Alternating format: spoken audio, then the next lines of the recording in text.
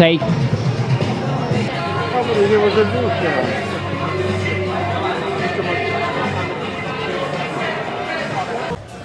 Oh no? Ottimo.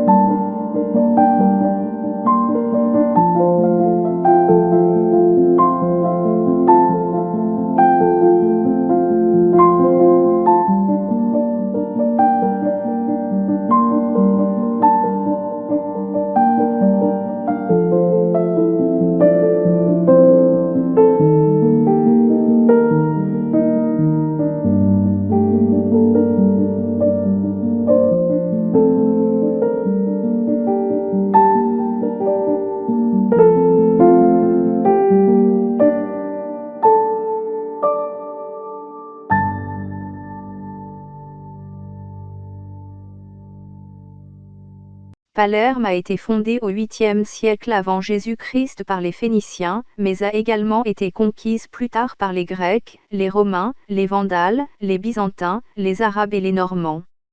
Cette diversité culturelle a laissé un héritage visible dans les monuments de la ville, tels que la Ziza, un palais arabe du Xe siècle, et la cathédrale de Montréal, qui a été construite par les Normands. En 535, la ville passe de nouveau aux mains des Romains d'Orient. Sous l'Empire byzantin, Palerme connaît une période florissante, qui dure 2 siècles. Au cours du IXe siècle, elle passa sous la domination des Aghlabides de Kérouan au sein de l'actuelle Tunisie et devint alors la capitale de l'île. Le nom de la Palerme arabe fut Al-Madina Balarm. L'arabisation et l'islamisation furent radicales sous la dynastie des Aghlabides d'abord puis sous celle des Fatimides ensuite.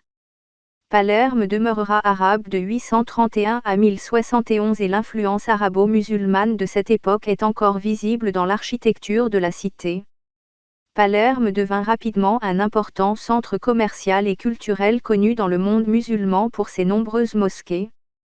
les Juifs et les chrétiens n'y étaient pas persécutés à condition de payer un impôt spécial. Elle fut une des villes les plus peuplées de la Méditerranée, peut-être plus de 300 000 habitants.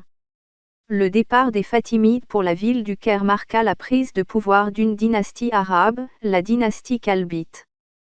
Cette dynastie fit de Palerme la capitale de son émirat et elle lança un vaste plan de développement agraire et encouragea la culture des agrumes, du papyrus et du coton, mais ils construisirent aussi de nouveaux bâtiments qui sont encore visibles de nos jours. La ville devint rapidement un port incontournable du trafic en Méditerranée. Sous les Normands, à partir de 1072, d'autres monuments hors du commun furent édifiés. En 1130, Roger II de Sicile, devenu roi de Sicile, établit une cour où il accueillit des savants arabes comme le géographe Al-Idrisi, lequel dessina une map-monde synthétisant le savoir cartographique de l'époque.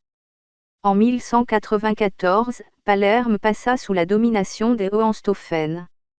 Frédéric II transforma alors la ville en lieu de résidence fastueux. Palerme vit sa vie culturelle bouillonneuse, Frédéric II maintenant l'osmose entre les cultures grecques, musulmanes et latines. Palerme fut l'une des capitales itinérantes du Saint-Empire romain germanique sous Frédéric II et Conrad IV de Hohenstaufen.